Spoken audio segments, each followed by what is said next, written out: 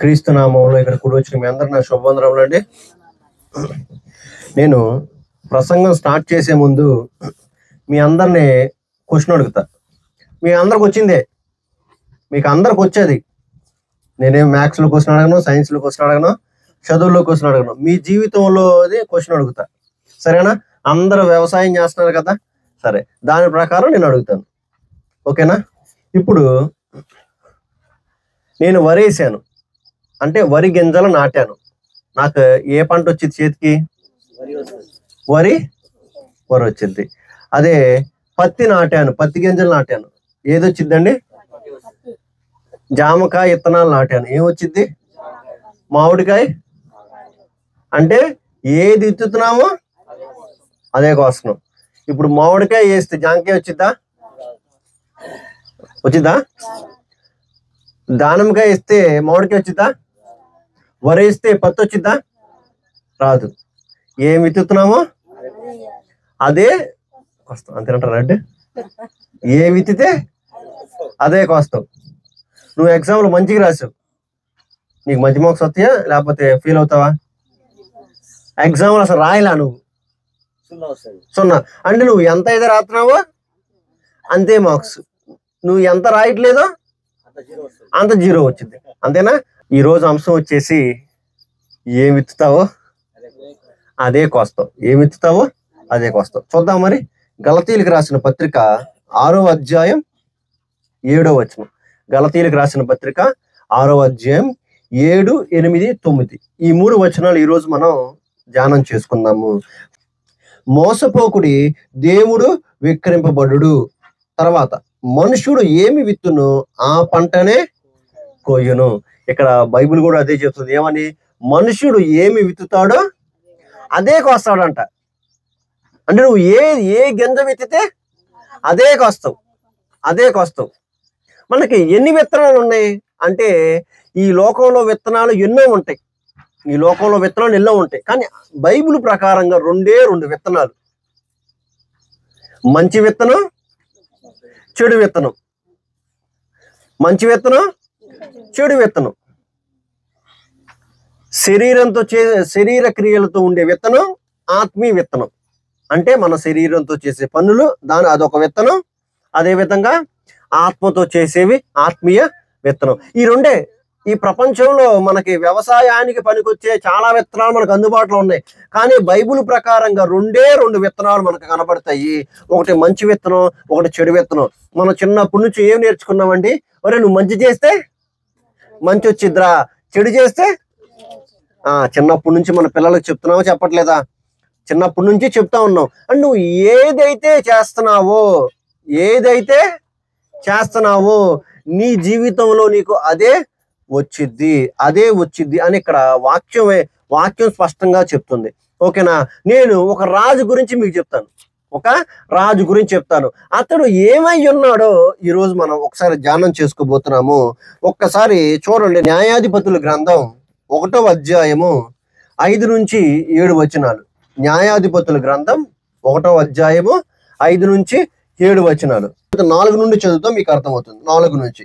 కానానీయుల మీదకి యోధా వంశస్థులు పోయినప్పుడు యెహోవా కానానీయులను పెరిజ్జీయులను వారికి అప్పగించిన గనుక వారు బెజేకులు 10,000 మంది మనుషులను హతము చేసిరి. వారు బెజేకులు అదోని బెజేకును చూచి వానితో యుద్ధము చేసి కానానీయులను పెరిజ్జీయులను హతము చేసిరి. ఇక్కడ ఏమని కనపడుతుందంటేనండి, యుద్ధం, ఓకేనా? యుద్ధం కనపడుతుంది. ఈ యోధా వంశస్థులు అంటే ఒక గోత్రం ఉంది, చూశారు? ఆ గోత్రం ఏం చేశారు అంటే వేరే దేశం మీదకి యుద్ధానికి వెళ్ళారు. వేరే దేశం మీదకి ఎక్కడికి వెళ్ళారు? యుద్ధానికి. ఆ దేశం పేరేంటి అంటే కానానీ దేశము, పెరిజ్జీ దేశం. అంటే దేశం పేర్లండి ఇవన్నీ, ఓకేనా? ఇప్పుడు మనకి ఇండియా, మనదే దేశం భారతదేశం కదా. అమెరికా తెలుసా అందరికి? అమెరికా ఇంకొక దేశం తెలియని వాళ్ళు ఉంటారా? అమెరికా దేశం, లేకపోతే ఇంగ్లాండ్ దేశం, బ్రిటిష్ వాళ్ళు తెలుసు కదా. అలా దేశాలు, అలాగే దేశాలు కానానీ దేశము, పెరిజ్జీ దేశం. పెరిజ్జీలు, కానానీయులు అనే వాళ్ళు ఉంటారు. వీళ్ళు ఏం చేశారంటే, యోధా వంశస్థులు అంటే దేవుని ప్రజలు ఏం చేశారంటే వేరే దేశానికి యుద్ధానికి వెళ్తారు. యుద్ధానికి వెళ్తారు. మరి యుద్ధానికి వెళ్ళినప్పుడు అక్కడ వాళ్ళు ఏం చేశారంటే 10,000 మందిని చంపేశారు. 10,000 ఎంతమందిని? 10,000 మంది చంపేశారు. ఆ 10,000 మంది చంపిన తర్వాత అక్కడ ఒక రాజు ఉన్నాడు. మరి ప్రతి దానికి రాజు ఉంటాడు కదా. ఇక్కడ మనకి ఎవరున్నారు ఇప్పుడు? మన దేశానికి, అదే మన రాష్ట్రానికి ఎవరు? సీఎం అంటారా లేరా? అంటే ప్రతి రాష్ట్రానికి ఒక సీఎం ఉన్నాడు కదా. అదే విధంగా ప్రతి దేశానికి ఆ కాలంలో ఎవరు ఉండేవాళ్ళు తెలుసా? రాజులు ఉండేవాళ్ళు. రాజులు ఉండేవాళ్ళు. మన ఊర్లో అయితే సర్పంచ్, ఆ సర్పంచ్ పైన ఇంకొంతమంది, తర్వాత ఎమ్మెల్యే, తర్వాత మంత్రి, ఆ తర్వాత సీఎం, సీఎం పైన ప్రధానమంత్రి. అదే విధంగా ఆ కాలంలో ఎవరు ఉండేవాళ్ళు అంటే రాజులు ఉండేవాళ్ళు. ఒకే రాజు దేశం మొత్తాన్ని ఏం చేసేవాడు? పరిపాలించాడు. ఆ రాజు పేరేంటయ్యా అంటే అదోనీ బెజెకు అంట. ఆ రాజు పేరేంటి? అదోనీ బెజెకు. అదోనీ బెజెకు. ఇక్కడ ఇంకోసారి చూద్దాం, చూడండి. అదోనీ బెజెకును చూచి వానితో యుద్ధము చేసి కానానీయులను పెరిజిలను హతము చేసిరి. అదోనీ బెజెకు పారిపోగా వారు అతను తరిమి పట్టుకొని అతని కాళ్ళు చేతుల బొటన వ్రేలును కోసివేశారు. ఎవరు కోసివేశారంటే యోధా వంశస్థులు. ఏం చేశారంటే మరి యుద్ధం అయిపోయిన తర్వాత రాజును పట్టుకుంటారు కదా. రాజును పట్టుకుంటారు. ఆ రాజు ఏం చేశాడు? వీళ్ళకి చిక్కకుండా ఏమైపోతాడు? పారిపోతాడు. పారిపోయిన తర్వాత మరి ఇల్లు ఊరుకుంటారా? ఇల్లు కూడా ఏమయ్యారంటే పారిపోయి ఆ రాజును పట్టుకొని వీటిని ఏమంటారండి? థంబ్ అంటారు ఇంగ్లీష్ లో కదా. తెలుగులో ఏమంటారు? బొటన వేళ్ళు. ఈ 2 బొటన వేళ్ళు, ఆ 2 కింద 2 బొటన వేళ్ళు, మొత్తం ఎన్ని బొటన వేళ్ళు ఉంటాయి? ఈ 2 ఆ 2 కదా, 4. ఆ 4టిని ఏం చేశారు తెలుసా? యోధా వాళ్ళు రాజును పట్టుకుని కోసేశారంట. అంటే ఏం చేశారు? రాజును పట్టుకొని ఈ 2 ఆ 4టిని కోసేశారు. అప్పుడు ఏమంటున్నాడు చూడండి 7వ వచనంలో. అప్పుడు అదోనీ బెజెకు తమ కాళ్ళు చేతుల బొటన వేళ్లు కోయబడిన 70 మంది రాజులు నా భోజనపు బల క్రింద మొక్కలు ఏరుకొని చుండిరి. నేను చేసినట్లే దేవుడు నాకు ప్రతిఫలం ఇచ్చిన నేను. హల్లెలూయా. ఇక్కడ ఏమర్థమైంది? ఈ అదోనీ బెజెకు రాజు ఏం చేశాడు తెలుసా? వేరే దేశంలోకి వెళ్ళి 70 మంది రాజులు పట్టుకురంట. ఆ 70 మంది రాజుల యొక్క చేతులు కాళ్ళు ఏం చేశాడు? బొటన వేళ్ళు తీసేశాడంట. తీసేసిన తర్వాత మరి చెరసాల్లో పడేస్తారు కదా. లాక్కొచ్చిన తర్వాత వాళ్ళు ఏం చేస్తారు? ఈ బొటన వేలు పోతే ఈయన భోజనం కింద ఆ మెతుకులను ఏరుకొని తింటున్నారంట. ఏరుకొని తింటున్నారంట. ఈయన ఏమనుకుంటున్నాడు? పశ్చాత్తాపడుతున్నాడు. ఆ రోజు నేను 70 మందిని నేను కాళ్ళు చేతులు బొటన వేలు పీకేశా కదా. నేను ఎలాగైతే చేశానో దేవుడు నాకు అలాగే చేశాడు. నేను ఎలాగైతే చేశానో దేవుడు కూడా అలాగే చేశాడు. అర్థమైందండి మీకు చెప్పింది? అర్థమైందా? ఈ అదోనీ బెజెకు ఎవరు? రాజు, కానాని రాజు. ఇతడు ఏం చేశాడు? ఏం పని చేశాడు? తప్పు పని చేశాడు. వేరే దేశంలో ఉన్న రాజులు తీసుకొచ్చి బొటన వేళ్ళు పీకేశారు. ఎంతమంది రాజులు? 70 మంది రాజులు. 70 మంది రాజులు పీకేశారు. మరి చివరికి ఈయన కూడా ఏమైంది? బొటన వేళ్ళు తీసేశారు. అప్పుడు ఈయన ఏమంటున్నాడు చూడండి, భలే మాట ఉంటుంది. అది ఇంకోసారి చెప్తాను చూడండి. అప్పుడు అదోనీ బెజెకు తమ కాళ్ళు చేతులు బొటన వేళ్లు కోయబడిన 70 మంది రాజులు నా భోజనపు బల్ల క్రింద మొక్కలు ఏరుకొని చుండిరి. నేను చేసినట్లే దేవుడు నాకు ప్రతిఫలం ఇచ్చాడు. నేను ఎలాగైతే చేశానో నాకు దేవుడు అలాగే ప్రతిఫలం ఇచ్చాడు. ఇప్పుడు మీకేం అర్థమైంది? ఏమి విత్తుతావో అదే కోస్తావు. మనాడు ఏమి విత్తాడు? పాపాన్ని విత్తాడు. నిజంగా అంటే నువ్వు రాజుగా ఉన్నావు. నువ్వు రాజుగా ఉండి వేరే దేశానికి ఆక్రమించుకున్నావు తర్వాత అది నీదే అయిపోయింది, వశం అయిపోయింది. వాళ్ళు ఏం చేయొచ్చు? చంపేయచ్చు, లేకపోతే వాళ్ళని క్షమించి వదిలేసేయచ్చు. కానీ నువ్వేం చేసావా అంటే నువ్వు వాళ్ళ చేతులు కాళ్ళు బొటన వేలు తీసేసావు. కాబట్టి మరి నువ్వేదైతే చేసావో దేవుడు కూడా నీకు అదే చేశాడు. దేవుడు కూడా నీకు అదే చేశాడు. అంటే ఇక్కడ మరి మనం గమనించినట్లయితే నువ్వు మంచి విత్తితే మంచే కోస్తావు, చెడు విత్తితే చెడే కోస్తావు. ఇతను పశ్చాత్తాపడుతున్నాడు. చూడండి, నేను అలా చేసా కాబట్టి దేవుడు నాకు ఇలా చేశాడు, అలా చేశా కాబట్టి దేవుడు నాకు ఇలా చేశాడని అతను పశ్చాత్తాపడతాడు. ఇంకోటి చూడండి అండి, అన్నా నేను మంచి చేశానే, మరి నాకు మంచి ఎందుకు రాలేదు? మంచి రావటానికి కూడా సమయం ఉండేది. ఎందుకు టెన్షన్ పడతాం? చిన్నప్పుడు ఒక సామెత ఉండేది, నిజం బయటికి వెళ్ళి చెప్పులు తొడుక్కునే లోపు అబద్ధం ప్రపంచం అంతా తిరిగేసిద్దంట. విన్నారా? నిజం చెప్పులు తొడుక్కుని బయటికి అబద్ధం అంతా ప్రపంచం అంతా తిరిగేసి. అదే విధంగా నువ్వు మంచి చేసినప్పుడు కొంచెం సమయం పట్టిద్ది నీకు తిరిగి రావటానికి సమయం, కానీ తప్పకుండా వచ్చిద్ది. వచ్చిద్ది రాదా? చెడు చేసినా అంతే వచ్చింది, మంచి చేసినా కానీ నీకు అంతే వచ్చింది. అందుకని మనం జాగ్రత్తగా జ్ఞాపకం ఉంచుకోవాలి. ఏంటో తెలుసా, దేవుడు వాక్యము స్పష్టంగా చెప్తుంది, నువ్వు ఏదైతే విత్తుతావో అదే కోస్తావు. నువ్వు మంచి విత్తితే మంచి కోస్తావు, చెడు విత్తితే చెడే కోస్తావు. ఇప్పుడు మనం చూడండి, ఇప్పుడు మన జీవితంలో నిజంగా మన జీవితంలో నిజంగా మంచి విత్తుతున్నావా చెడు విత్తుతున్నావా? మంచి విత్తుతున్నావా చెడు విత్తుతున్నావా? మన జీవితంలో కొన్ని విషయాలు చెప్తాను నేను మీకు, అవి మీరు అలా ఉన్నారో లేదో చూడండి, సరేనా? సరే. ఏంటంటే ఇప్పుడు మన సమాజంలో మెయిన్ పాయింట్స్ ఏంటంటే, ఇప్పుడు అత్త కోడళ్ళు కదా. కోడలు ఏం చేసిద్ది? అత్తని సరిగ్గా చూసుకోదు.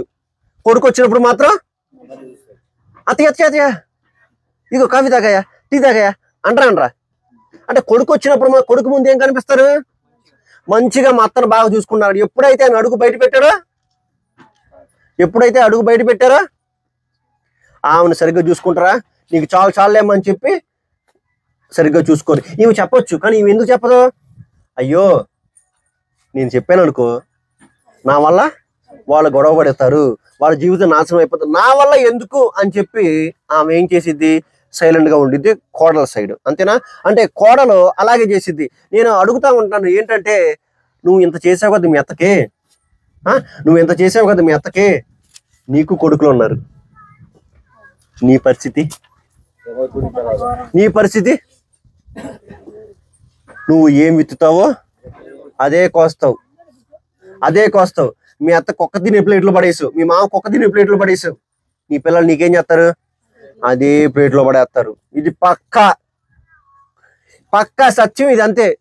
నువ్వు ఏదైతే విత్తుతావో అదే కోస్తావు. నా కొడుకు బంగారం అంటాడు. ఏంది బంగారం లేదు సింగారం లేదు. నువ్వు మీ అత్తని ఎలాగైతే చూసుకున్నావో నిన్ను కూడా నీ కోడలు అలాగే చూసుకునిద్ది అంతే.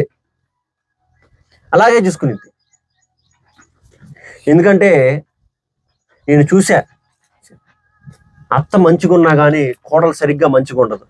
కోడలు అంత టార్చర్ పెట్టిద్ది. తర్వాత ఆవు కూడా అదే పరిస్థితి. ఏమి లేదు, దేవుడు తప్పకుండా ఇస్తాడు. ఇప్పుడు అనుకుంటాం, మరి వాళ్ళ కోడలు మంచిగా చూస్తుంది అనుకుంటాం. ఆమెకు వచ్చే కోడలు మంచిగా చూసింది అనుకోండి, ఏమైందో తెలుసా? ఈమెకి ఏదో ఒక రాగం వచ్చింది. అప్పుడు ఈమె గుర్తొచ్చింది, అర్రే మా అత్తకు నిజంగా ఇలా చేశాను, నేను ఎంత కష్టపడ్డానే. రోగం రాబోయే మనోవేదన. ఎందుకంటే నువ్వు ఏం విత్తుతావో అదే కోస్తావు. నీకు కొడుకులు ఉన్నారు, జాగ్రత్త. దేవుడు తప్పకుండా చూస్తున్నాడు. నువ్వు ఇంకోటి, కోడలు మీ అమ్మ నాన్నలు ఎందుకు వృద్ధాశ్రమంలో పడేసి అన్నారు అనుకో, సేమ్ నువ్వు కూడా అంతే వృద్ధాశ్రమంలో ఉంటావు. ఏం భయలే, భయపడద్దు. నువ్వు కూడా వృద్ధాశ్రమంలోనే ఉంటావు, ఇది పక్కా. ఎందుకంటే నువ్వు ఏం విత్తుతావో అదే కోస్తావు. మర్చిపోవద్దు. నువ్వు ఎంతదైతే కొలత కోస్తావో అంతే కొలత. అంతేనా? మీరు పక్కింటి వాళ్ళకి ఎంత గిన్నె ఇచ్చారు నూనె, మీరు ఎంత ఇస్తారండి? ఎంత ఇస్తారా? అంతే ఇస్తారు. కొలుచు మరి ఇస్తారు, కాబట్టి తక్కువ ఇస్తారు. అంతేనా? సేమ్ అదే విధంగా దేవుడు తక్కువ ఇచ్చి ఉండదు, ఈక్వాలిటీకి ఇస్తాడు. ఇప్పుడు ఇంకోటి, అత్త కోడలు మంచిదే, అత్త టార్చర్ పెడుతుంది. మర్చిపోతావేమో, నీ కూతురు ఉంది. నువ్వు ఎంత టార్చర్ పెట్టావో నీ కూతురుని ఆలత్త అంత టార్చర్ పెట్టిద్ది. నువ్వు ఏది విత్తుతావో అదే కోస్తావు. జాగ్రత్త. దేవుడు పైన ఉన్నాడు, మనం కింద ఉన్నాం. జాగ్రత్తగా ఆలోచించాలి. మన జీవితం ఎలా ఉండిద్ది అంటేనండి, తెలుసు కదా మన జీవితం ఎలా ఉండిద్ది? ఇవ్వటం పుచ్చుకోవటం. నువ్వు ఏది ఇచ్చావో అదే పుచ్చుకోండి. అర్థమవుతుందా నేను చెప్పింది? క్లియర్గా అర్థమవుతుందా? అది జాగ్రత్తగా ఆలోచించండి. ఒకళ్ళ జీవితాన్ని మనం నాశనం చేయాలి అనుకుంటే ఆరి జీవితమే నాశనం అయిపోద్ది. ఒకళ్ళు పడేయాలి అనుకుంటే ఆ గుంటలో మనమే పడతాం. ఎవరు తీసుకున్న గుంటలో వాళ్ళే పడతారు. అది జ్ఞాపకం ఉంచుకోండి. అదే దేవుడు చెప్తున్నాడు. మరి ఇలాంటి స్థితిలో మనం ఉంటున్నామా? మరి ఇక్కడ అందరూ మంచిగానే ఉన్నారు. నేనైతే మంచిగా ఉన్నారని అనుకుంటున్నాను. ఎప్పుడు తెలదేవరపల్లి ఉన్నానని నాకు ఒక ధైర్యం. వీళ్ళందరూ మంచిగా ఉన్నారు. ఇప్పుడు ఏదైతే ఒకవేళ నేను చెప్పింది మీలో ఉంటే సరి చేసుకున్నంతే. అత్త ఎలాగో అమ్మ అలాగే. నీ అత్త నువ్వు టార్చర్ పెట్టావంటే మీ వదిన మీ అమ్మని అంత టార్చర్ పెట్టింది. నాకు లేరులే, నాకిద్దరు నాకు చెల్లెళ్ళే, నాకు అక్కలే, నాకు లేరు అనుకున్నారు అనుకోండి, అల్లుడు ఇంకా టార్చర్ పెడతాడు. జాగ్రత్త, నువ్వేమి ఎత్తుతావో అదే కోస్తావు. ఇంకో రెండోది ఏంటి, నువ్వు పక్కనాల మీద వేసే నిందలో పక్కనాలను నువ్వు నాశనం చేయాలని ఏదైతే చూస్తావో ఆ నాశనం నీ నెత్తి మీదకే వచ్చింది. బైబుల్లో నాబోతు అనే ఒక అతను ఉంటాడు. నాబోతు, అహాబ్ అనే ఒక రాజు ఉంటాడు. నాబోతు అనే ఒక వ్యవసాయం చేసేవాడు. అంటే ఆయనకి ద్రాక్ష తోట ఒకటి ఉండిద్ది. ఈ నాబోతు ఏం చేస్తాడు, అహాబ్ ఏం చేస్తాడు, రాజు ఈ నాబోతు దగ్గరికి వెళ్ళి నీ ద్రాక్ష తోట నాకు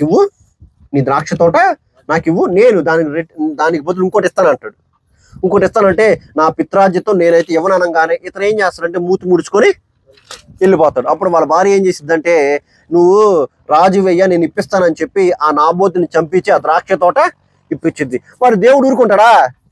దేవుడు ఏమంటాడు తెలుసా? వెళ్ళి ప్రవక్తను పంపించి, ఇదిగో అహాబు, నాబోతు రక్తం ఎలాగైతే కుక్కలు నాకినయో నీ రక్తం కూడా కుక్కలు ఎక్కడే నాకుతాయి. నాబోతు రక్తం అంటే అతను నీతిమంతుడు రక్తాన్ని నువ్వు ఏం చేసావు, చంపించిన తర్వాత కుక్కలు నాకినయ్యి. అదే చోట, ప్లేస్ కూడా మారలా, అదే చోట నీ రక్తం కూడా నాకుతాయి. అంతే, నీ రక్తం కూడా నాకుతాయి. వాళ్ళ పాలన ఏమన్నాడు తెలుసా? నీ శరీరం కుక్కలు తిన్నాయి. ఎందుకో తెలుసా? నువ్వు ఏదైతే విత్తావో అదే కోస్తావు. అతను నీతిమంతుడు రక్తాన్ని నువ్వు ఏం చేసావు, అబద్ధం చెప్పించి చంపించావు. అబద్ధం చెప్పి చంపిస్తే నువ్వు మనుషులు మోసం చేయొచ్చు, కానీ దేవుడిని మోసం చేయొచ్చా? దేవుడు మోసం చేయలేదు. దేవుణ్ణి మనం మోసం చేయలేవు. ఎంత మనం మోసం చేస్తామా? మనం పిల్లంట ఏమనుకునిద్ది, పాలు తాగి నన్ను ఎవ్వరు చూడలేదు అనుకునిద్ది. ఒక దెబ్బ పడిన తర్వాత అమ్మో చాలా మంది చూస్తున్నాను అనుకునిద్ది. అలాంటిదే మనం కూడా, అరే మనం తప్పు చేసినప్పుడు ఏం కాదు, ఎవరు చూడరా అంటే, ఎవరు పిచ్చోడా, నా కళ్ళ నుంచి సమస్త సృష్టిని నా కను చూపులో నుండి ఏదో తప్పించుకునేది. దావీదు భక్తుడు అంటాడు, నేను ఆకాశానికి ఎక్కిపోయినా అక్కడ ఉన్నావు, కిందకి వెళ్ళినా సరే నువ్వు అక్కడ ఉన్నావు, ఎక్కడ చూసినా నువ్వు అక్కడే ఉన్నావు. ఇక్కడ లేడు అక్కడ లేడు అనుకోవద్దు, ఎక్కడైనా నేను ఉంటా. నువ్వు ఎక్కడైనా సరే నేను ఉంటాను. నువ్వు తప్పు చేసినా సరే చూస్తాడు. నువ్వు తప్పుడు ఆలోచనలు చేస్తావు చూసావా, అవి కూడా చూస్తాడు దేవుడు. అంటే నువ్వు పక్కనాన్ని ఏదైతే చేస్తావో, పక్కనాన్ని నువ్వు ఎలాగైతే చేస్తావో అదే నీ నెత్తి మీదకి వచ్చింది. చాలా ఉన్నాయండి, మనకి కళ్ళతో చాలా చూసాం, అనుకుంటా ఉంటాం కదా, ఇది వాళ్ళ జీవితాన్ని నాశనం చేసింది, చివరికి ఇదే నాశనం అయిపోయింది. ఈడు వాళ్ళ జీవితాన్ని నాశనం చేశాడు, చివరికి ఈడే నాశనం అయిపోయాడు. నేను చెప్పాను, చెడపోకరా చెడేవు. ఎందుకు వాళ్ళ మీద నిందలేస్తావు? ఆ నింద ఏదో చివరికి ఎక్కడికి వచ్చింది, నీ మీదకే వచ్చిందిరా అని చెప్పి మనమే అంటాం కదా. అదే మనం అంటాం. న్యూటన్స్ తాళ్ళ అని ఒకటి ఉండిద్ది, చదువుకున్న every action equal to opposite reaction. నువ్వు ఎంతైతే కొడతావో సేమ్ అదే వచ్చింది. బంతి తెలుసుగా, బంతిని గోడకు కొట్టావు, ఏమైంది? నువ్వు ఎంతైతే కొడతావో అంతే వచ్చింది. అలాగే నువ్వు ఎంతైతే నాశనం చేయాలనుకున్నావో అంతకు మించి నాశనం అవుతుంది.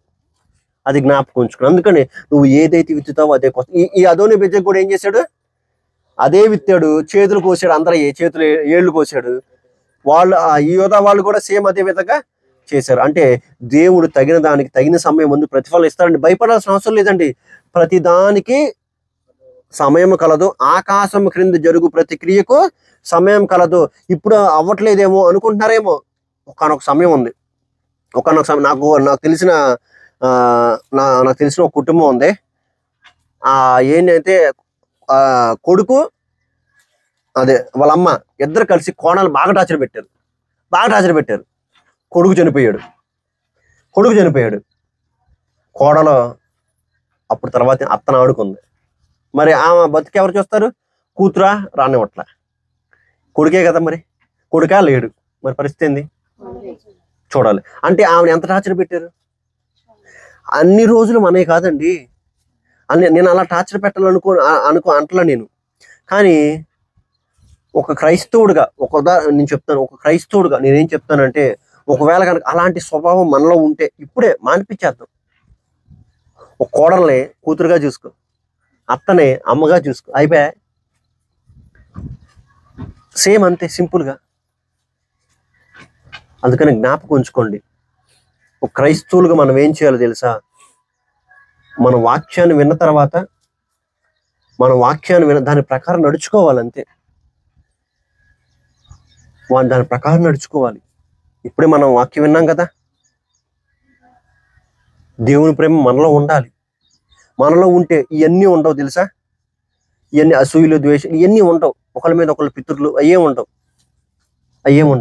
అది జ్ఞాపకం ఉంచుకోండి. ఆ తర్వాత యోబు 4:8, నేను చూచినంత వరకు అక్రమమును దున్ని కీడును విత్తువారు దానినే కోయుదురు. ఏమన్నాడు ఇక్కడ? అంటే ఇక్కడ అక్రమమును విత్తి అంటే కీడునే కోసాడు. నువ్వు పాపాన్ని విత్తితే, మళ్ళీ ఇంకో భక్తుడు చెప్తున్నాడు, యోబు భక్తుడు, నేను ఆ జీవితంలో చూడలేదురా పాపాన్ని విత్తి మంచిని కోసేవాడిని.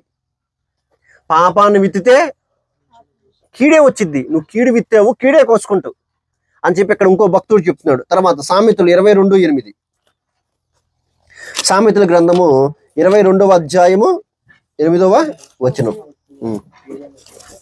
చెప్పు. కీడును కోయును వాని క్రోధమును దండము కాలిపోవును. అంటే సేమ్, దౌష్టం అంటే దుష్టత్వమును విత్తువాడు కీడునే కోస్తాడంట. నువ్వు అది ఇందాక చెప్పా కదా, నేను మొత్తం ఇందాక ఎక్స్ప్లెయిన్ చేశా కదా, దానికి రిఫరెన్స్లు ఇవి, ఓకేనా?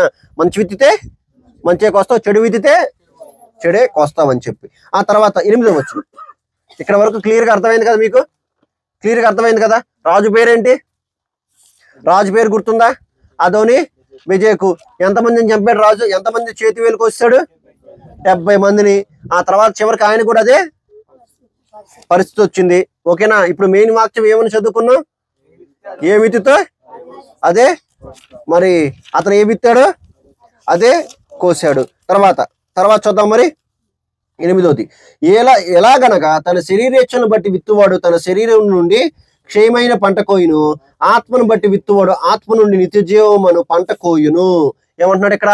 క్షయము అక్షయం అని 2 పాదాలు కనిపిస్తున్నాయి. చూడండి, క్షయము అక్షయము అంటే ఏందంటారు? క్షయము అక్షయం అంటే ఏంది? క్షయము అంటే నాశనం అయిపోయేది. అక్షయము అంటే నాశనం అవ్వనిది. ఈ ప్రపంచంలో నాశనం అవ్వనిది ఏమన్నా ఉందా అని మిమ్మల్ని అడుగుతున్నా. ఈ ప్రపంచంలో నాశనం అవ్వనిది ఏమన్నా ఉందా? జంతువు ఆవు చనిపోద్దా బతుకుండిద్దా? ఎద్దు చనిపోద్దా బతుకుండిద్దా? మనం ఏదో ఆలు గురించి చెప్తున్నాం, మనం ఏదో బతుకున్నట్టు. మనం కూడా చనిపోతాం. కానీ చనిపోనిది ఎవరయ్యా? దేవుడు ఒక్కడే అక్షయుడు, చనిపోడు. దానికి అంటే మన పదాలు ఉంటాయి కండి. మనం ఇప్పుడు తెలుగు పదాల్లో మాట్లాడుకుంటున్నాం కదా, అదే ఇంకొంచెం డెప్త్గా వెళ్తామంటే ఎలా అంటారంటే క్షయము అక్షయము అంటాం. క్షయము అంటే నశించిపోయేది, అక్షయము అంటే నశించిపోనిది, అంటే నిరంతరం ఉండేది. అర్థమైంది ఇక్కడ నీకు? ఇక్కడ ఏమంటున్నాడు? శరీరేచ్ఛను బట్టి విత్తువాడు క్షయమైన పంట కోయును. అంటే నీ శరీరంతో ఏదైతే విత్తుతావో నశించిపోయే నువ్వు పంట కోస్తావు. ఆత్మతో ఏదైతే విత్తుతావో నశించిపోని పంట కోస్తావు. ఏది నశించిపోదు? నిత్య జీవము. కొంచెం కన్ఫ్యూజన్ ఉందా? కన్ఫ్యూజన్గా లేకుండా నేను ఇంకొకసారి చెప్తాను, ఏనంటే క్లియర్గా అర్థమవుతుంది మీకు, ఓకేనా? నశించిపోయేది, నశించిపోనిది. ఈ ప్రపంచంలో, ఈ విశ్వంలో అన్ని నశించిపోతాయి, అంటే పాడైపోతాయి అనుకోండి, మన భాషలో పాడైపోతాయి. కానీ దేవుడు ఒక్కడే పాడైపోడు, నశించిపోడు. ఈ 2 మీకు అర్థమవుతుంది కదా? ఈ 2 అర్థమవుతుంది. ఇకపోతే పాడైపోయేది ఏంటి? ఈ శరీరం. పాడైపోనిదేంటి? ఆత్మ. ఈ 2 అర్థమైనాయి కదా? పాడైపోయేది శరీరం. అంటే మన శరీరం అనేది చనిపోతే మట్టిలో పోస్తే మొత్తం ఏమైనా ఉంటాయా? సంవత్సరం చుట్టూ బోన్లు తప్పే ఉంటాం.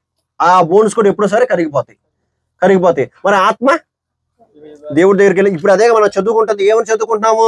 అరే మన శరీరం చచ్చిపోతారా, మన శరీరం భూమిలోకి వెళ్ళిపోతారా, కానీ ఆత్మ మాత్రం ఎక్కడికి వెళ్ళిద్ది? దేవుడి దగ్గరికి వెళ్ళిద్ది. మరి ఆత్మకు మరణం ఉందా? లేదు. మరి శరీరానికి ఏముంది? మరణం ఉంది. అంటే మరణం ఉంటే అది క్షయము, నశించిపోయేది. మరణం లేకపోతే అది అక్షయము, అది నశించిపోనిది. క్లియర్గా అర్థమైందిగా? ఇప్పుడు చూడండి, ఇప్పుడు ఏమంటే శరీరంతో విత్తువాడు అంటే శరీరంతో మనం ఏం విత్తాం చెప్పండి?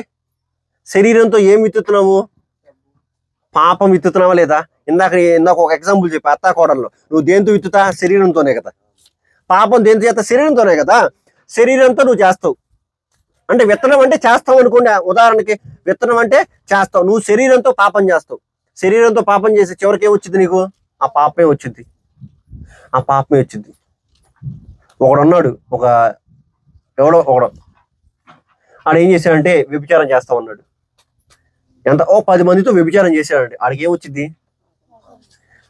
ఏ పాపం అంటే ఏంటి? అసలు 10 మందితో వ్యభిచారం చేస్తే ఏ రోగం వచ్చింది?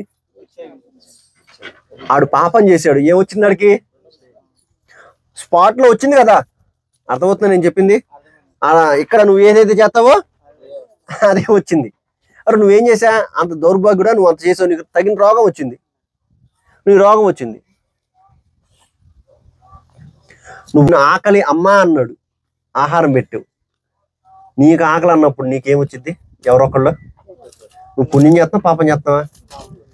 పుణ్యమే చేస్తున్నావు. అంటే వేరే వాడి కడుపు నింపుతున్నావు. ఫస్ట్ది చెడు విత్తనం, శరీరంతో చేసేది నేను చెప్పేది. చెడు విత్తనం. రెండోది ఏం చేసేది? ఆకలి అన్నవాడికి నువ్వు అన్నం పెట్టావు, అది మంచిదే కదా. దాహం అన్నవాడికి నీళ్ళు ఇచ్చావు, అది మంచిదే కదా. గుడ్డివాడికి అటు త్రోవ చూపించావు, మంచిదే కదా. ఇవన్నీ మంచి విత్తనాలు, తప్పకుండా నీకు మంచే వస్తాయి. ఇప్పుడు నేను చెప్పింది లెఫ్ట్ సైడ్ చెడు విత్తనాలు అన్నీ. అంటే నీ శరీరంతో చేసేవి వ్యభిచారము, కాముకత్వము, జారత్వము, అబద్ధము, అసూయ, ద్వేషము, కలహము, నిందలు, అంటే అవన్నీ గలతీలు రాసిన పత్రిక 5 అధ్యాయాలు ఉంటాయి. అవన్నీ ఏంటయ్యా అంటే నువ్వు శరీరంతో చేసేయ్యే. నువ్వు శరీరంతో ఏ చేస్తే నీకు అదే వచ్చింది, అదే నష్టం వచ్చింది. మనం ఏమంటాం? పెద్దవాళ్ళు ఏమంటారు? 1000 అబద్ధాలు ఆడి పెళ్లి చేయాలి. 1000 అబద్ధాలు ఆడు పెళ్లి చేస్తే ఆడికి పెళ్లి ఎంత నిజం తెలుస్తుంది అనుకో, పరిస్థితి ఏంది? బైబిల్ ఏం చెప్తుంది తెలుసా? అబద్ధాలు ఏం చెప్పాల్సిన అవసరం లేదు, నిజం చెప్పు అంతే. నిజం చెప్పు, నువ్వు నిజం చెప్పు అంతే. నిజం చెప్పి నిజం చెయ్యి. అర్థమైందా? అది జ్ఞాపకం ఉంచుకోండి. ఇంకేం చేస్తారు చూడండి. నేను మిమ్మల్ని అడుగుతున్నా, శరీరంతో ఒక నాశనం చేయడానికి మీరు ఇంకేం చేస్తారు? మన శరీరంతో ఏం చేస్తారు చెప్పండి? ఇంకా భయంకరమైన ఒకరిని నాశనం చేయాలన్నా, ఒకరిని గోతులో పడేయాలన్నా కానీ, ఒకరిని ఏం చేయాలో తొక్కేయాలన్నా కానీ మనం ఏం చేస్తాం? ఈ శరీరంతోనే ఆలోచిస్తాం, ఈ బుర్రతోనే ఆలోచిస్తాం. వాడిని ఎలా నాశనం చేయాలి, నా దారి నుంచి ఎలా తప్పించుకోవాలి అని. మరి ఎప్పుడైతే అలాంటి ఆలోచనలు మనకు ఉంటాయో అదే విధంగా ఒకానొక రోజు నీకు వచ్చింది. ఇప్పుడు నాకేం రాలేదు, మంచిగున్నాను అనుకోవచ్చు, ఇప్పుడు రాకపోవచ్చు. ఒకానొక రోజు వచ్చింది. ఆ రోజు వచ్చినప్పుడు ఇంకా ఇవన్నీ గుర్తొస్తాయి. అరే అనవసరంగా ఆ రోజు అలా జరిగింది. అప్పుడేమో యవ్వనంలో, ఇప్పుడు చూడండి, యవ్వనంలో వెర్రవీగిపోతాం తెలుసా మీ అందరికీ. యవ్వనంలో ఏం చేస్తాము? ఇష్టం. మనల్ని అసలుకి ఎవడు ఆపేది లేదు, ఎన్నో చేస్తాం. చివరికి ఎప్పుడు తెలుసా? ముసలాడు అయిపోయిన తర్వాత అన్ని తెలిసిద్ది. ప్రతిదానికి చూడండి, ప్రతిదానికి సమయం ఉంది, ప్రతిదానికి దేవుడు ప్రతిఫలం ఇస్తాడు. ఇస్తాడండి. అందుకనే చెప్తా ఉన్నాను, అది రోమిల రాసిన పత్రిక 2వ అధ్యాయం 6వ వచనం. ఆయన ప్రతివానికి వాని క్రియలు చొప్పున ప్రతిఫలం ఇచ్చును. ఇక్కడ అర్థమవుతుందా? ప్రతివానికి వాని క్రియలు చొప్పున ప్రతిఫలం ఇచ్చును. ప్రకటన గ్రంథం 22వ అధ్యాయము 11. అన్యాయము చేయువాడు ఇంకనూ అన్యాయమే చేయనిమ్ము, అపిత్రుడైన వాడు ఇంకనూ అపిత్రుడుగానే ఉండనిమ్ము, నీతిమంతుడు ఇంకనూ నీతిమంతుడుగానే ఉండనిమ్ము, పరిశుద్ధుడు ఇంకను పరిశుద్ధుడుగానే ఉండరేమో. ఇదిగో త్వరగా వచ్చుచున్నాను, వాని వాని క్రియలు చొప్పున ప్రతి వానికి ఇచ్చుటకు నేను సిద్ధపరిచిన జీతం నా యొద్ద. ఎక్సలెంట్ వాడు. అర్థమైంది మీకు? ఏమైంది? అన్యాయమే చేయవాడికి చెయ్యి, నువ్వు నీకెందుకు చెయ్యి. పరిశుద్ధుడుగానే ఉన్నిమ్ము. పాపం చేసేవాడు పాపం చేసేవాడు ఉన్నిమ్ము. ఎవని క్రియలకు వానికిచ్చుటకు త్వరగా వస్తున్నాడంట. అర్థమైంది నేను చెప్పింది?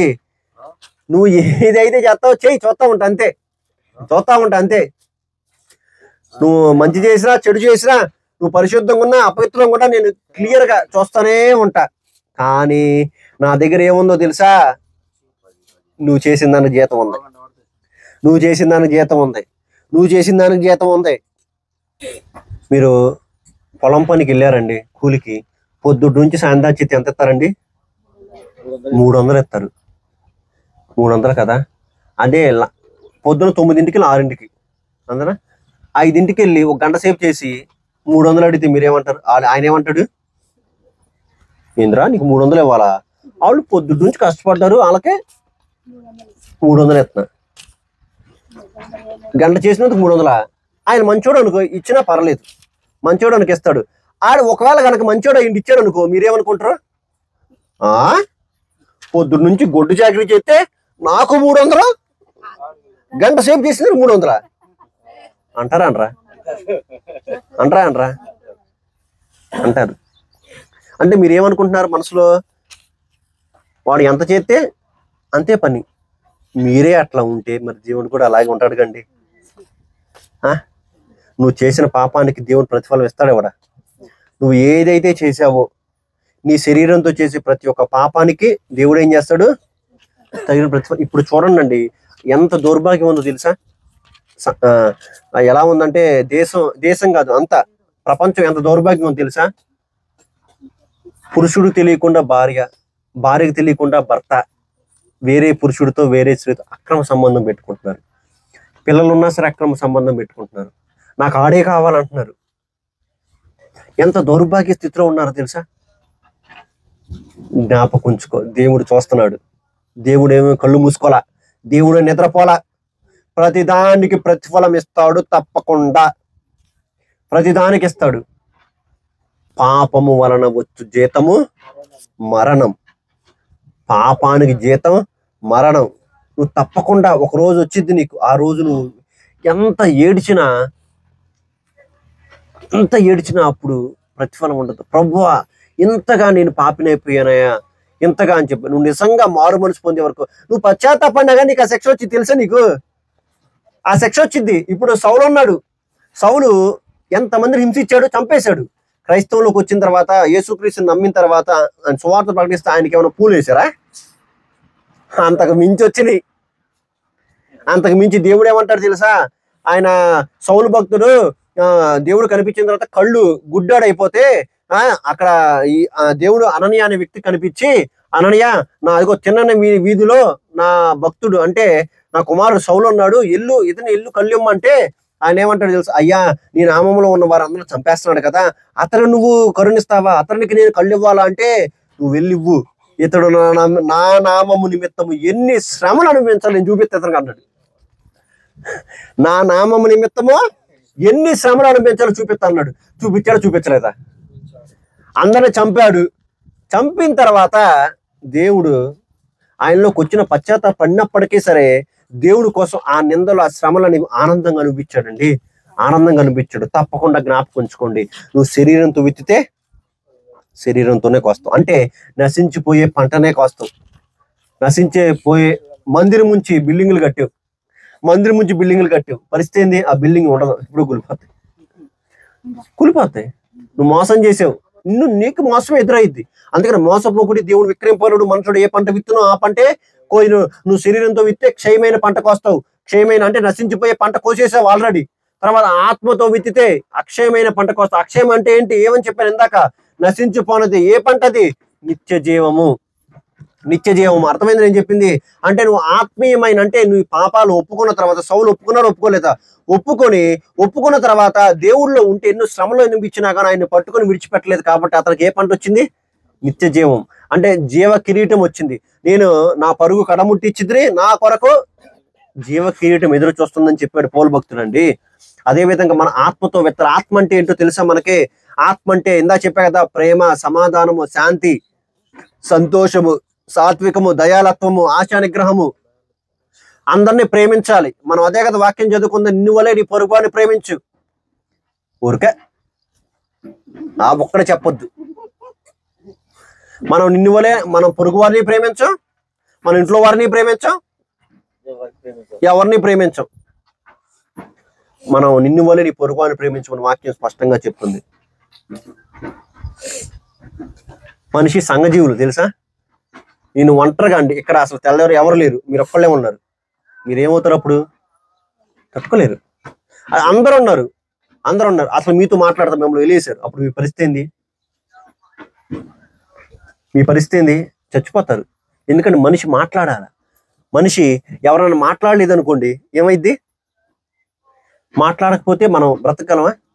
మన ఇంట్లో అమ్మ నాన్నలు ఉన్నారు, సైలెంట్గా ఉన్నారు, అసలు మనం తప్పు చేసేవాడు మాట్లాడలేదు, అప్పుడు అసలుకి మా పరిస్థితి ఏమైద్ది? అసలు తట్టుకుంటారా? అమ్మ మాట్లాడమ్మా, ప్లీజ్ అమ్మా, ప్లీజ్ అమ్మా అంటావా? అంటే నేను ఎందుకు చెప్తానంటే, ఇది మనిషి సంఘజీవి, ప్రేమించాలి, ప్రేమ కోరుకుంటా ఉంటాడు. అందరినీ ప్రేమ కోరుకుంటా ఉంటాడు.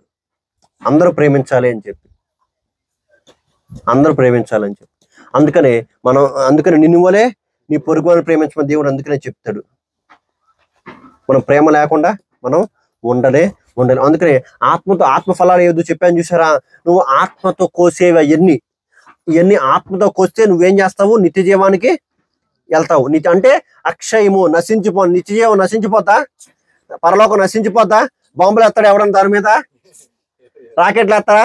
న్యూక్లియర్ వెపన్స్ వేస్తారా? ఎవడైలే. ఈ ఇండియా మీద లేకపోతే వేరే దేశాల మీద న్యూక్లియర్ వెపన్స్, బాంబులు, యుద్ధాలు జరుగుతున్నాయి కదా. అలాగే పరలోకం మీదకి ఎవరన్నా వస్తారా? ఎవ్వరు రారు. అది నశించిపోద్ది అంతే.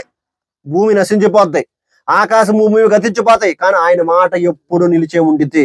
అదే విధంగా ఆయన గతించిపోయినది ఏదయ్యా అంటే దేవుని మాట గతించిపోదు, దేవుని రాజ్యం అనేది గతించిపోదు. అది అలా గతించిపోదు కాబట్టి ఆ గతించిపోని దాంట్లోకి నువ్వు వెళ్ళాలి అంటే ఆయన చెప్పిన ఆత్మతో వెత్తాలి. ఏంటి? ప్రేమ, చెప్పండి. ప్రేమ, సమాధానము, సాత్వికము, సంతోషము, ఆశా నిగ్రహము, దయాలత్వము, మంచితనము, విశ్వాసము.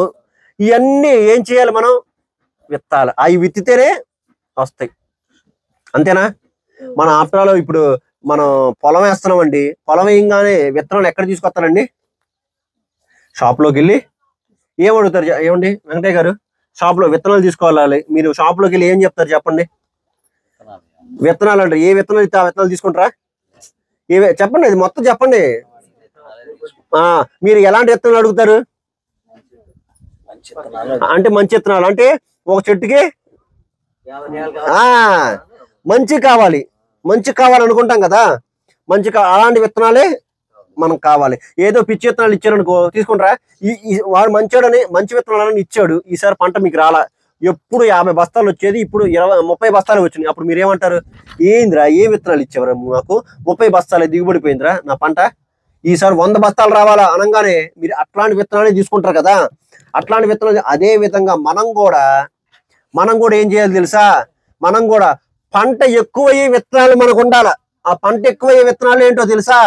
నేను చెప్పి పంట ఎక్కువయ్యే విత్తనాలు ఎలాగైతే మనం అడుగుతున్నామో, వేరే వాడి దగ్గరికి వెళ్ళి, అంటే షాప్ దగ్గరికి వెళ్ళి, నాకు మంచి దిగుబడి ఉండే విత్తనాలు నాకు కావాలయ్యా, ఒకే చెట్టుకి మంచిగా ఉండే విత్తనాలు, నా ఎకరం అయినా కానీ మంచిగా అసలుకి పోయిన దానికన్నా ఈ సంవత్సరం బాగా పెరగాలయ్యా, బస్తాలు పెరగాలని ఎలాగైతే అడుగుతున్నావో, అదే విధంగా మన ఆత్మలో కూడా నేనయ్యా ఆత్మీయంగా ఇంకా బలపడాలయ్యా, ఇంకా బలపడే నిత్య జీవంలోకి నేను అడుగు పెట్టాలయ్యా, అలాంటి విత్తనం నా హృదయంలోకి ఇవ్వయ్యా అనగానే దేవుడు ఏమంటాడు తెలుసా? అలాంటి విత్తనం నేను నీకు ఇస్తాను, చూసుకోమ్మా. ఆ విత్తనాలు ఏంటంటే ఆశా నిగ్రహము, మంచితనము, సాత్వికం, ఇందాక చెప్పా కదా, సంతోషము, దయాలత్వ, విశ్వాసం. ఇవన్నీ విత్తనాలు. ఆ విత్తనాలు గనక నువ్వు అంటే ఆ విత్తనాలు గనక నువ్వు విత్తావు అంటే నువ్వు నిత్య జీవంలోకి ఉంటావు. ఆ విత్తనాలు నువ్వు విత్తితే నిత్య జీవంలో ఉండవా? ఆ విత్తనాలు నువ్వు విత్తలు. అలా కాకుండా అసూయ, ద్వేషము, కుళ్ళు, కుతంత్రాలు, మోసము, విగ్రహారాధన, వ్యభిచారము, మత్సరము, ఇంకా దొంగతనము, అబద్ధాలు చెప్పటము, ద్విమనస్కత్వము, ఇవన్నీ నువ్వు విత్తేవే అనుకో. ఇవన్నీ నువ్వు విత్తేవే అనుకో, ఎక్కడ ఉంటావు తెలుసా? నరకంలో ఉంటావు. హల్లెలూయా. అర్థమైందా నేను చెప్పింది మీకు? ఇప్పుడు అర్థమైందా? ఆత్మతో విత్తే చెప్పాను నేను, శరీరంతో విత్తే చెప్పాను నేను. ఈ రెండిట్లో నువ్వు ఏది విత్తుతున్నావు? నీ పంట దిగుబడి రావాలంటే ఎలాగైతే మంచి విత్తనాలు విత్తుతావో అదే విధంగా నీ ఆత్మ నిత్య జీవంగా వెళ్ళాలంటే దేవుడు చెప్పిన విత్తనాలు నువ్వు విత్తాలి. అలా విత్తకుండా నువ్వు శరీరంతో చేసే పాడు పనులు బట్టి నువ్వు విత్తావే అనుకో, ఇంకా నరకం తప్ప ఏమీ లేదు. నరకం తెలుసు కదా. చిన్నప్పుడు ఒక యాడ్ ఉండేది, మంచి స్మెల్ వచ్చింది అనుకోండి. అక్కడ నేను చిన్నప్పుడు ఒక యాడ్ ఏంటంటే, ఒక స్కూల్లో వాళ్ళ అబ్బాయి అంటే ఒక బాబు వెళ్తాడు. ఆ బాబుకి అదే మొత్తం కంఫర్ట్ తెలుసుగా, మీ అందరికీ స్మెల్ వచ్చింది. అప్పుడు పిల్లలు అందరూ ఏమంటారంటే, రా రా రా రా పక్కన కూర్చో. ఎందుకు? ఆ స్మెల్ బాగుంది కాబట్టి పక్కన కూర్చోంటారు. అలాగే మనం పాపం చేసామనుకోండి, ఈ విత్తనాలు అదే ఏది చెప్పాను చూసారా, శరీరంతో కోసే విత్తనాలు, ఆ విత్తనాలు విత్తారే అనుకోండి, అప్పుడు సాతాను ఏమంటాడు తెలుసా? రా రా రా రా నరకంలో కూర్చో అంటాడు సింపుల్గా. అలా కాకుండా నువ్వు మంచి విత్తనాలు విత్తావు అనుకో, అప్పుడు దేవదూత వచ్చేమనిద్ది, రా రా రా రా పరలోకంలో నీకోసం దేవుడు ఎదురు చేస్తున్నాడు అంటాడంట. మరి అది ఇక్కడ ఏదైనా సరే మీదేనండి, మీ చేతిలోనే ఉండిద్ది. పిల్లాన్ని చెడగొట్టాలన్నా మీరే, వాడిని బాగు చేయాలన్నా మీరేనా? మీరు కదా, తల్లినా? పిల్లాడు దొంగతనం చేసి వచ్చి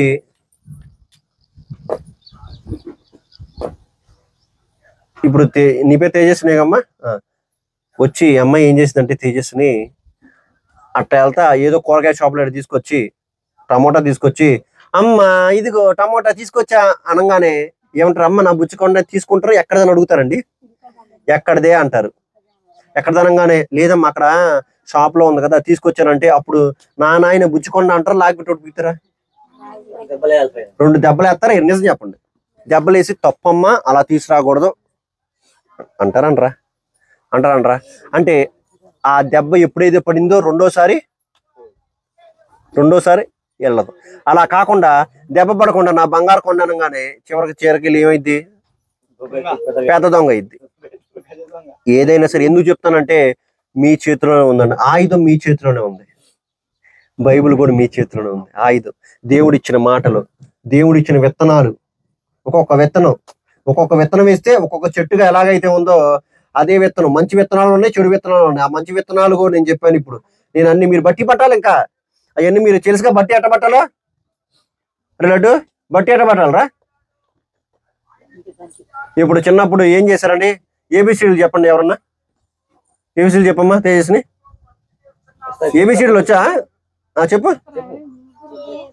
సిడి నా చేతులు కొట్టుకోవద్దు నేను సార్నా. అర్థమైందా? ఏబిసిడీలు నువ్వు ఏ క్లాస్? 4th class. అమ్మాయికి ఎట్ట గుర్తుంది? చిన్నప్పటి నుంచి నిద్రలో లేపడినే చెప్పింది ఏబిసిడి ఎఫ్జిహెచ్ఐ కానీ 2 2 సార్ అనగానే చూసారా? అంతే, ఏమైపోయినాయి? గుర్తుండిపోయినాయి అంతే. అలాగే వాక్యం అనేది మనకి గుర్తుండకపోవచ్చు అండి. దేవుడు సహాయం కావాలి. మనం ఈ బైబిల్ మొత్తాన్ని గుర్తుపెట్టుకోలేకపోవచ్చు, కానీ మనకు కావాల్సిన వాక్యాలు గుర్తుపెట్టుకోవచ్చు కదా. అయ్యా ప్రభువా నాకు జ్ఞానం ఏముండని అని అడగొచ్చు కదా. ఒకవేళ మనం అడగాలి, ఈ విత్తనాలు ఎక్కడెక్కడైతే ఏ షాపులో అయితే మంచి విత్తనాలు దొరుకుతున్నాయో తెలుసుకో. మనం ఏ స్కూల్ అయితే మంచిగా చెప్పిద్దో, మన పిల్లలకి మంచిగా చదువుకోవాలని తెలుసుకునే మనము ఎక్కడ వాక్యం అనేది మంచిగా చెప్తారు, ఎక్కడ వాక్యం అనేది బైబిల్ ప్రకారంగా చెప్తారు అనేది మనం తెలుసుకోవట్లా. మనం ఏమనుకున్నాం తెలుసా? ఇక్కడైతే మంచిగా ఉంది, కానీ వేరే చోట ఏముంది తెలుసా? గంటలు అయిపోవాలి మొత్తం. పాటలు, వాక్యం, కానుకలు, ప్రార్థన, ముగింపు గంట ఎనఫ్. ఇంకొక పాస్టర్ గారు ఒక చర్చిలో అమెరికా వెళ్ళారంట వాక్యం చెప్పడానికి. ఆయన ఏమన్నాడంటే, అక్కడ పిలిచిన పాస్టర్ గారు ఉంటారు కదా, ఆయన వెళ్ళి పాస్టర్ గారితో ఏమన్నా 7 నిమిషాలు అని అన్నాడంట. ఏంటంటే 7 నిమిషాలు అంటే పాటలో, వాక్యం, ప్రార్థన 7 నిమిషాలు ముగించండి అన్నారంట. ఆయన అన్నాడంట, 7 నిమిషాల మా భారతదేశంలో 7 నిమిషాలు స్టార్టింగ్ ప్రేయర్ అండి, అంతకు మించి ఎక్కువ ఉండిద్ది. 7 నిమిషాలు మించి చేస్తే వీళ్ళు వెళ్ళిపోతారని అన్నారంట. 7 నిమిషాలు మించి చెప్తే వీళ్ళు వెళ్ళిపోతారన్నారంట. అది అట్లా ఉంది మన పరిస్థితి, అట్లా ఉంది మన పరిస్థితి. కానీ మనం అలా కాదు. దేవుడి కృపను బట్టి మనం ఎన్ని గంటలకు వచ్చున్నాం, 2 గంటలైనా 3 గంటలైనా మనం శ్రద్ధగా దేవుని వాక్యాన్ని వింటున్నాం, దేవుని వాక్యాన్ని వింటున్నాం. మీరు సహనం అనే ఇప్పుడు విత్తనం ఇది తెలుసా. ఇంకా నేను ఇంకెక్కువ 4 గంటలు చెప్పాను అనుకోండి, అప్పుడు మీలోకి ఏమొచ్చింది? అసహనం వచ్చింది. అసహనం అనే విత్తనం వచ్చింది. అసహనం అనే విత్తనం వచ్చి ఏం చేసిద్ది? ఎప్పుడైపోద్దిరా బాబు ఇది అనుకో, అంటే కోపం వచ్చేసిద్ది. కోపం అనే విత్తనం. ఇవన్నీ చెప్పా కదా, ఇవన్నీ శరీర విత్తనాలు. అవన్నీ ఇందాక చెప్పినవి ఆత్మీయ విత్తనాలు. మరి ఈ విత్తనాల ప్రకారంగా మీరు ఉన్నారా లేదా? ఈ విత్తనాల ప్రకారంగా ఉన్నారా లేదా ఆలోచించండి. తర్వాత హోషేయ గ్రంథం 10వ అధ్యాయం 13వ వచనం ఒకసారి చూడండి. హోషేయ గ్రంథము 10వ అధ్యాయము 13వ వచనం ఏమన్నాడు? నీ ప్రవర్తన ఆధారం చేసుకుని నీ బలార్జును నమ్ముకుని నీవు చెడుతనపు పంటకై దున్నితివి గనుక మీరు పాపమును కోతకొస్తున్నారు, అబద్ధమునకు ఫలము పొందున్నారు. మనం ఎవరినైతే నమ్ముకున్నాం అంటే వీళ్ళు ఏమనుకుంటున్నారు? బలార్జును నమ్ముకున్నారంట. బలార్జును నమ్ముకుని అందరినీ కొట్టారు. అంటే చెడుతనం అనే పంటకు వస్తే వాళ్ళకి ఏమొచ్చింది? దేవుడు వాళ్ళు చేసిన పాపానికి ఫలితం అనేది వచ్చిందని చెప్తున్నాడు. అంటే ఏంటంటే ఇక్కడ కూడా మనం ఏమని అర్థమవుతుందంటే, మనం ఏది నమ్ముకుంటున్నాం? మనం ధనం నమ్ముకొని, మనం అధికారాన్ని నమ్ముకొని, మనం అధికారాన్ని నమ్ముకొని ఎదుటి వ్యక్తిని మన బలంతో వాడిని తొక్కేయచ్చు, ఎదుటి వ్యక్తిని మన అధికారంతో వాడిని నాశనం చేయొచ్చు. కానీ దానికి తగ్గట్టు దేవుడు ఏం చేస్తాడు? ప్రతిఫలం ఇస్తాడు అని చెప్తా ఉన్నాడు. ఇది ఏ పంట అది నాకు చెప్పండి. ఏ విత్తనం ఇది? అంటే 2 విత్తనాలు చెప్పాను. ఏ విత్తనం? శరీరము, ఆత్మ. ఇప్పుడు నేను చెప్పిన వాక్యం అనేది దేని గురించి చెప్పాను? శరీరం గురించా, ఆత్మ గురించా? సరిగ్గా చూడండి. ఇక్కడ నేను చెప్పేది, ఇక్కడ నేను చదువుతున్నాను, మళ్ళా చూడండి. నీ ప్రవర్తన ఆధారము చేసుకొని నీ బలాఢ్యులను నమ్ముకొని నీవు చెడుతనపు పంటకై దున్నితివి గనుక మీరు పాపము కోత కోసి ఉన్నారు. ఇది ఏ విత్తనం? శరీరం, ఆత్మ. నిజమేనా? శరీరమే కదా. వాళ్ళు ఏమనుకున్నారు? ఇక్కడ బలాఢ్యులు నమ్ముకున్నారంట. బలాఢ్యులు నమ్ముకొని చెడుతనం కోస్తే వాళ్ళకి ఏమొచ్చింది? పాపాన్నే కోసేశారు. అదే విధంగా మనం చెప్పాక ఇందాక మన అధికారం, మనం ఎవరికి ఉండేది అధికారం? నువ్వు అధికారంతో ఈ అంతటి ఖాళీ చేయొచ్చు, నీ బలంతో ఇదన్నింటినీ ఖాళీ చేయొచ్చు. కానీ చివరికి ఏదైతే వచ్చిందో అదే కోస్తావు అనేది ఇక్కడ చెప్తా ఉంది వాక్యము. అందుకనే దేవుని ఆత్మ అంటే దేవుని వాక్యం వల్ల మనం ఏం చేయాలి? దేవుని వాక్యం వల్ల మనం దేవుని వాక్యం అనే విత్తనం మన హృదయంలో ఉండాలండి. దేవుని వాక్యం అనే విత్తనం మన హృదయంలో ఉంటే అప్పుడు మనకి మంచి ఫలాలు మనం పొందుకుంటాం. మంచి ఫలాలు మనకు వస్తాయి. ఇప్పుడు ఉండకపోవచ్చు తెలుసా. ఒకానొక రోజు ఉండిద్ది. ఎమ్మంటే రావాలని కాదు. నువ్వు పొయ్యి మీద అన్నం పెట్టంగానే ఎమ్మటిని వచ్చిద్దా? రాదు. పిల్లాడు పుట్టంగానే నడిచేస్తాడా? వాడు ఎల్కేజీలో ఏంగానే మొత్తం చేతి 10th క్లాస్లోకి వెళ్ళిపోతాడా? అదే విధంగా నువ్వు చేసిన దానికి ఒకటే ప్రతిఫలం అనేది ఒక తప్పకుండా ఉండిద్ది. ఇంకో విషయం చెప్పండిరా, నువ్వు మంచి చేసినాడు ఎవడు ప్రతిఫలాన్ని ఆశించాడు తెలుసా. అరే నువ్వు దేవుడు తప్పకుండా ఇస్తాడు అంటే చూద్దాంలేరా, దేవుడు ఇవ్వచ్చు ఇవ్వకపోవచ్చు, కానీ వాళ్ళ పాపం ఆకలి తీర్చాం, వాళ్ళకి మంచి చేసాం. అది నేను అంటుంది